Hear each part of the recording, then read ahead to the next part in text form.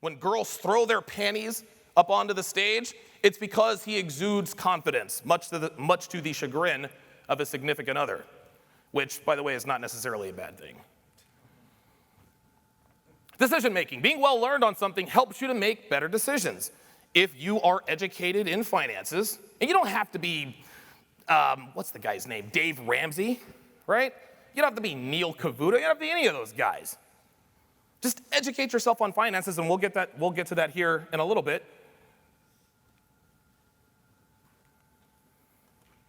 There we go. Problem solving. This is a big one for me. Problem solving is where a lot of men fall hopelessly short. They see a problem, I can't figure it out, because you can't find it on YouTube, or you can't Google something, it doesn't just come up in a Google search, I can't do it, No. If you have mental strength, if you've got that mental fortitude or testicular fortitude, which translates to mental strength, this is greatly helpful in terms of critical thinking skills. You want to know why most surgeons, pilots, and lawyers are men? You want to know why? Other than the cock and balls? It's because of mental strength, guys. Education, mental strength. And I'm not the guy who's going to be up here and say, you got to go to college. No. When you develop mental strength, you can do great things. And again, I don't want to be Mr. Success Porn, but critical thinking is critical to life. Surgeons, pilots, lawyers, you got to think on the fly. Not everything goes as scripted all the time. If somebody's aorta burst or whatever, I'm not a surgeon. Critical thinking skills, if you're mentally strong, you can handle that. Someone who's a mental midget, oh my God, the person bleeds out. A pilot, if an engine blows or, God forbid something worse happens, you have to think your way out of that. Sullenberger. You guys remember that situation? He took off, I think, from LaGuardia, bird strike. The guy put the plane into the Hudson River. You think that guy is mentally weak? Fuck no. Man, listen, I'm going to keep it real. If I'm a pilot and I'm flying that plane and there's a bird strike and the plane's going down, I'm like, all right, that's it. When you are an expert at something, when you educate yourself on certain things, you get that mental strength. Mental strength equals confidence. Frame. Knowledge is power is a cliche for a reason. It's because it's true. The more you know, the more powerful you are. And there are many different kinds of power. I'm not going to get into that. But again, mental strength, I believe, is probably number 2 in terms of the importance of the pillars. Yeah, you can have a strong body and you can have a strong W. We'll get to that in just a second. But if you don't have good decision-making skills, if you haven't educated yourself in something, if you haven't worked hard to become mentally strong, at some point, the body is going to fail if you don't have mental strength, and the W is also going to fail. You guys are going to see about that here in a minute. Dominance. Social dominance is a critical element of masculinity. Doms know how to psychologically mind-fuck their subs. Anytime a girl says, oh, God, he just mind-fucks me, you're doing it right. Mental strength, guys. Social aptitude. I'm jumping the gun here. CEOs and executives, to continue dominance, they are all adept at psychologically and socially dominating their subordinates. Yeah, there are probably a few CEOs that might be mental midgets, but not too many of them out there. To lead men, football coaches, baseball coaches, I'm a big sports guy. To be a good football coach, you got to take 53 alpha males from wherever they came from and get them all to do the same thing. And oh, by the way, most of these guys are millionaires. You cannot do that if you are not socially dominant. You cannot do that if you are mentally weak. Mental strength allows you to dominate people mentally. Well, I don't really think I want to dominate people mentally. If you are not dominating people mentally, then you are the one being mentally dominated, guys. It is kill or be killed. It's either one or the other. Fucked or get fucked. Then, of course, there's leadership. All great leaders have mental strength. But more importantly, they know what they don't know. I try to teach men how to live a better life, right? Well, part of living that better life is having a strong body. I'm not a fitness expert, so what do? I try to have fitness experts come onto my show. It's the same with the last element, which I'm going to get to here in a minute. Okay, it's great to have mental strength, but knowing what you know is great. Knowing what you don't know is probably even more important. Don't be that meathead guy who thinks he knows it all, who thinks he has to have all the answers. And then, of course, respect. Men and women alike respect mental strength, social aptitude, and intelligence. If you want to be that guy who comes in and owns the room, you can't be a dumbass. You have to be mentally strong. Now, this is important. How do we develop mental strength? Well, the brain is kind of like a muscle, sort of. The more you work that muscle, the bigger it gets, the more it's able to do whatever task that you put to it. Well, repetition builds muscle memory.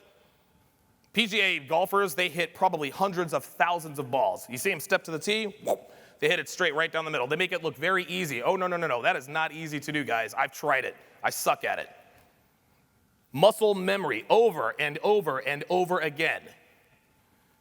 You have to put yourself in challenging situations over and over and over again. If you want to build mental strength, take a jiu-jitsu class. Put your body and mind under duress. You're building a strong body and you're building a strong mind. Take up a boxing class.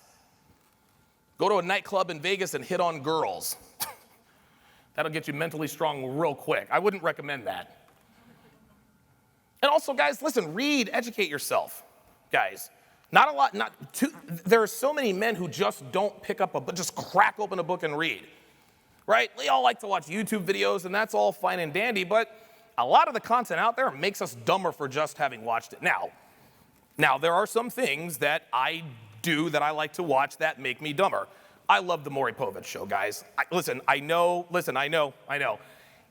Every time I watch this show, I get dumber. That is low educational programming. If you've been injured in an accident, go to computer school, learn how to do people's nails for a living. Right? Low educational programming. That's my advice. Don't watch stuff like that. Don't watch it, at least watch that stuff a lot less than you read. Guys, pick up a book and read. Reading is a lost art, kind of like the mid-range jumper. The last pillar, I was going to put wallet, but finances sounded better. Now, how many of you thought that the last pillar was women? Okay, we got one honest guy in here. Anybody else? That's pillar number 4. Pillar 4. Finances. Now, when I say finances, I'm not saying that you got to be a rich guy. I'm not saying you have to be a fucking millionaire. You don't even have to be, I don't know, what do they call it, 100,000-aire? Just have financial shrewdness, guys. Be smart with your money. Financial stability equals confidence. Financial stability gives you confidence because you have options. Options breeds confidence. Confidence breeds options. Critical thinking, guys. Money gives you more options, which creates rational thinking. I'm going to tell you a personal story.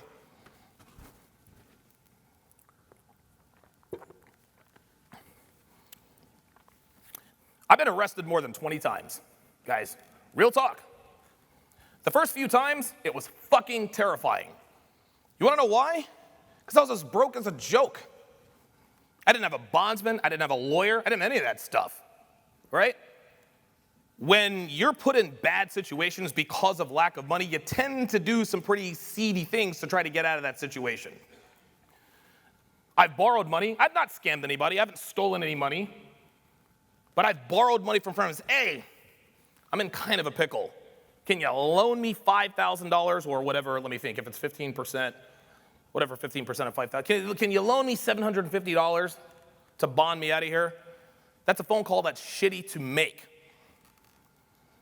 Probably right around arrest number 17-ish, okay? This is when I was living in Vegas. I had money in my pocket then, right? Mr. Sharpe, you are under arrest for aggravated assault. That's a pretty serious fucking charge, guys. I'm not asking guys to put their criminal records out there, but those of you who are familiar with the justice system and the penalties that aggravated assault carry, that's pretty fucking scary. When they're reading you your rights, you have the right to remain silent. Okay, so this is happening. Oh, but guess what? I got money in the bank. I got a bail bondsman I can call right now. Hey, I'm going to be down at Clark County Detention, Clark County Holding. I need you to come get me. Be there in 30 minutes. What do you think my mind is doing then? You think I'm critically thinking well then, right? I'm not making bad decisions then. Having money helps you to make better decisions, guys. If you don't have money, you make bad decisions.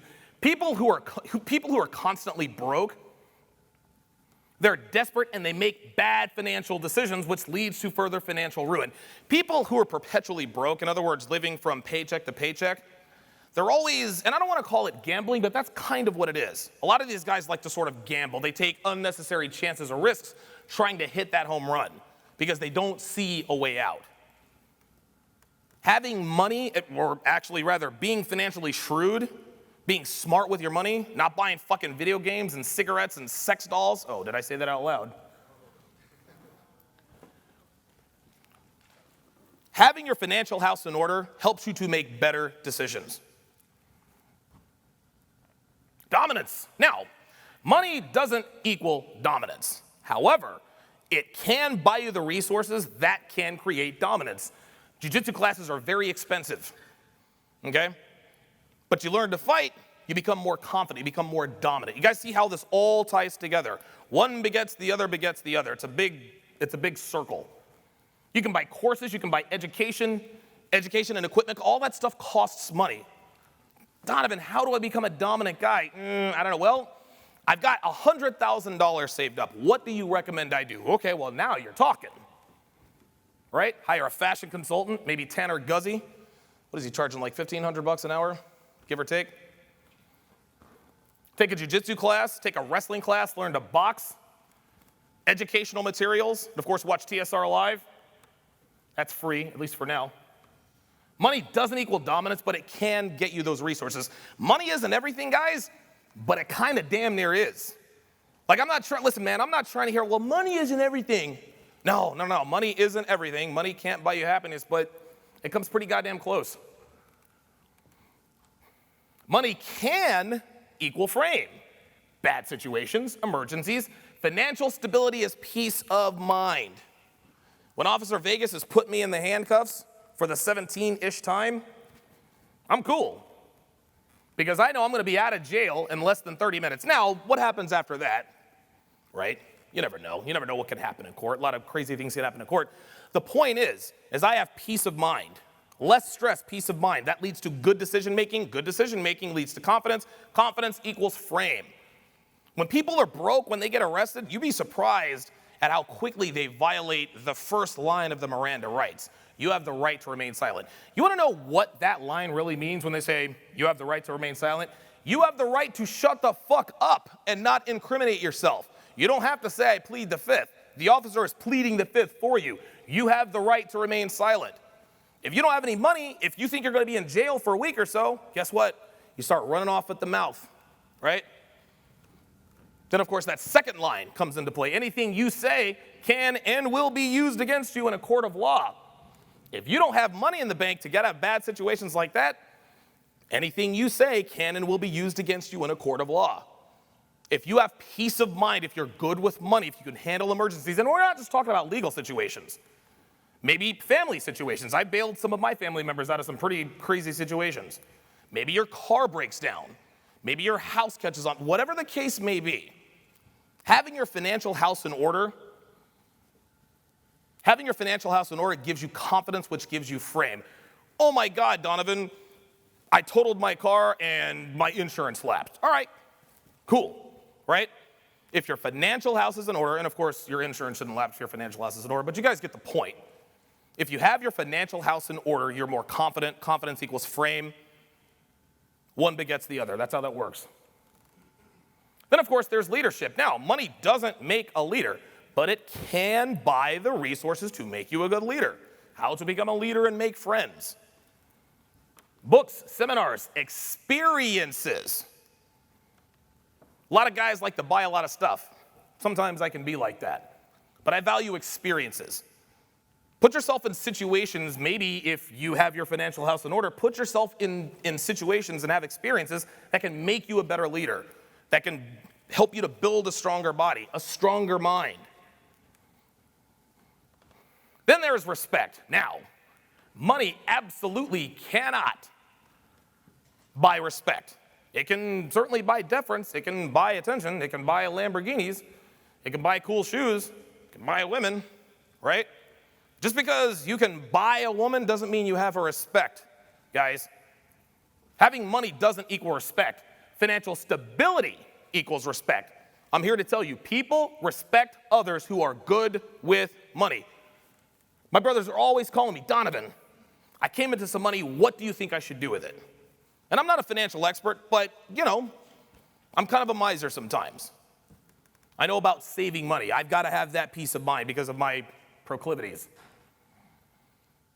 So, how do I become good at saving money? How do I become financially shrewd? I'm not a financial expert, guys, right?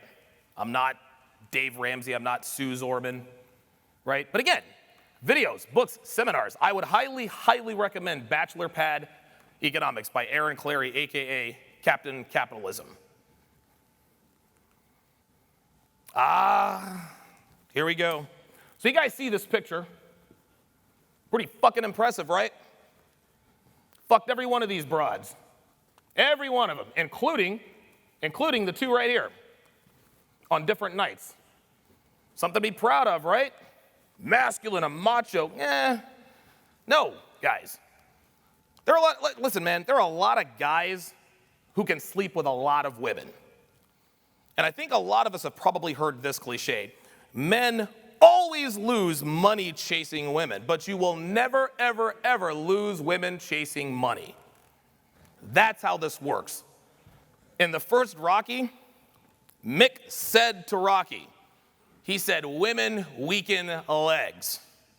Fighters, the greatest fighters in history, they've all tried it both ways. Well, sometimes I have a training camp with women, sometimes I don't. They always fight better when there are no women involved. Women certainly have the potential to elevate our lives, but if you chase them first, they will weaken these pillars.